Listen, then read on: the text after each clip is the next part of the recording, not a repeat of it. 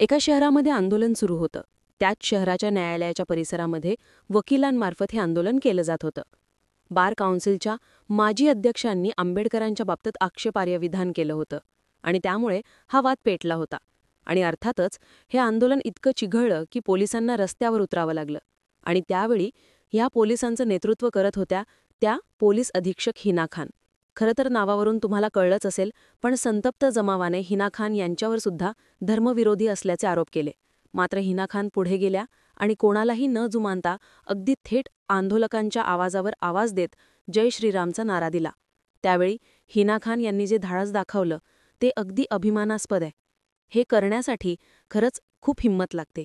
ही घटना ग्वालियरची आहे आणि हिना खान या त्या ग्वालियरच्या जिल्हा पोलीस अधीक्षक. पण या हिना खान नेमक्या आहेत कोण? हे आंदोलन का पेटलं होतं? हिना खान यांनी नारा दिला तो स्वतःच्या बचावासाठी की खरंच त्यांना समाजासमोर एक उदाहरण ठेवायचं होतं? काय घटना घडली होती या सगळ्याबद्दल जरा आपण सविस्तर चर्चा करूयात. मध्य प्रदेशमधल्या ग्वालियरमध्ये 6 महिन्यांपूर्वी न्यायालयात बाबासाहेब आंबेडकरांची मूर्ती बसवण्यावरून वाद निर्माण झाला होता. वकिलांनी त्याला समर्थन दिलं होतं, मात्र बार काउन्सिलिंग आणि बाकी अध्यक्षांनी त्याला विरोध केला. त्यामुळे वकिलांच्या संघटनेने हे आंदोलन सुरू केलं होतं. बरं, फक्त वकिलांनीच नाही तर सामाजिक आणि राजकीय संघटनांनी देखील यात हस्तक्षेप केला. दोन्ही बाजूंनी टीका होऊ लागली, वेगवेगळ्या विषयांवर वाद होऊ लागले. पण कारण फक्त एकच, न्यायालयाच्या आवारात बाबासाहेब आंबेडकरांचा पुतळा बसवण्यासाठी. आणि आता तर तुम्ही बघताच आहेत की तो वाद कुठपर्यंत गेलाय. आत्ताच 2 दिवसांपूर्वी न्यायालयाच्या आवारात पुन्हा आंदोलन झालं, ते याच कारणावरनं. जेव्हा बार काउन्सिलिंगचे माजी अध्यक्ष ॲडव्होकेट अनिल मिश्रा यांनी आगीत तेल ओतण्याचं काम करत बाबासाहेब आंबेडकर यांच्यावर आक्षेपार्ह वक्तव्य केलं. त्यामुळे आंबेडकर समर्थक आणि आझाद समाज पक्ष यांनी निषेध केला आणि या निषेधाचं रूपांतर नंतर गोंधळात झालं, जे नियंत्रणात आणण्यासाठी पोलिसांना रस्त्यावर उतरावं लागलं. ज्यामुळे पूर्ण ग्वाल्हेर शहराला आता छावणी बनवण्यात आलंय. तब्बल 4,000पेक्षा जास्त पोलीसवाले आणि सैनिक शहरात आंदोलन आणि गोंधळ शांत करण्याचा प्रयत्न करत आहेत. आता मुख्य घटना आहे ती म्हणजे हिना खान यांची. त्यांचं काय झालं की ज्यावेळी हा गोंधळ उडाला त्यानंतर पोलिसांची एक तुकडी बार काउन्सिलिंग अध्यक्षांच्या घराकडे जाणाऱ्या रस्त्यावर तैनात करण्यात आली. आणि ज्यांनी आंबेडकरांवर वक्तव्य केलं त्या ॲडव्होकेट अनिल मिश्रा यांच्या घराबाहेरही पोलीस तैनात करण्यात आली होती. अनिल मिश्रा यांच्या समर्थकांना स्थानिक सिद्धेश्वर मंदिरामध्ये सुंदरकांड पठण करायचं होतं, मात्र पोलिसांनी त्यांना अडवलं.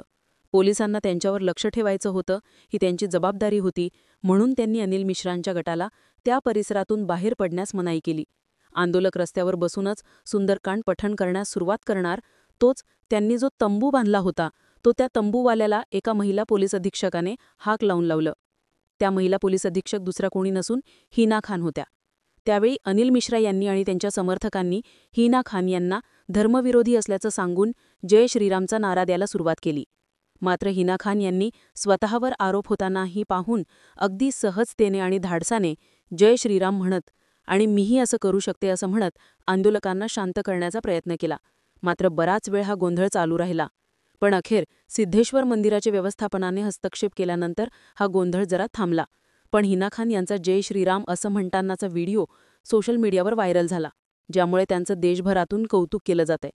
या व्हिडिओमध्ये त्या असं म्हटल्या आहेत, जर तुम्ही जय श्रीराम म्हणत असाल तर मीही म्हणेन, पण हा नारा जर कोणावर दबाव आणण्यासाठी वापरला जात असेल तर ते चुकीचं आहे.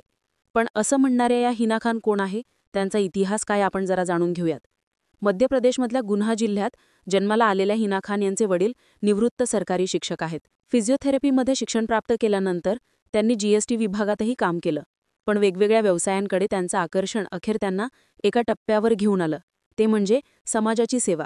आणि थेट समाजाची सेवा करण्यासाठी त्यांनी पोलीस होण्याचं ठरवलं, असं त्यांनी स्वतः सांगितलं.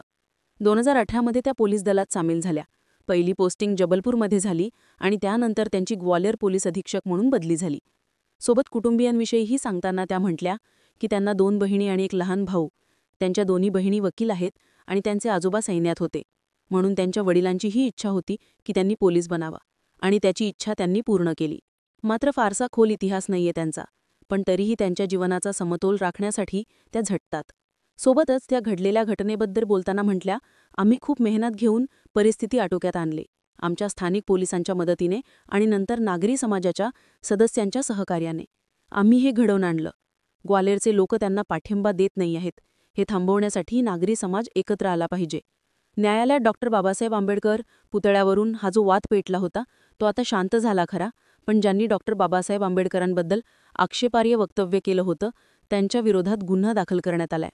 वकील अनिल मिश्रा यांनी याबाबत उत्तर देणं टाळलं, मात्र यानंतर हिना खान यांची देशभरात चर्चा सुरू झाली.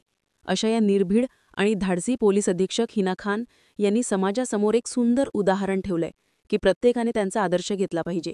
धर्मवाद करणाऱ्या प्रत्येक व्यक्तीला त्यांचा जय श्रीरामचा नारा हा धडकी भरवणारा असावा. तुम्ही जर मराठीत धर्मवीर चित्रपट बघितला असेल तर त्यात एक वाक्य आहे. त्यात आनंदीगी असं म्हणतात की डोक्यात जिहाद घेऊन फिरणारा मुसलमान आपला शत्रू आहे, बाकी सगळे आपलेच आहेत. आणि त्या वाक्याचा प्रत्यय या घटनेतून दिसतो. त्यांच्या या घटनेचा व्हिडिओ सोशल मीडियावर जोरदार व्हायरल झाला.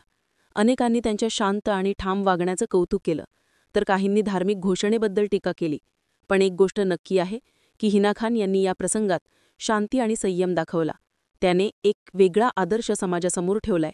आणि फक्त धर्मगुरूंना किंवा मौलाना यांना हा संदेश नव्हता, तर भारतातल्या 145 करोड देशवासियांना हा संदेश होता.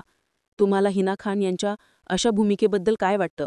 त्यांनी जय श्रीरामचा नारा दिला त्याबद्दल तुमचं मत काय कमेंट करून नक्की कळवा.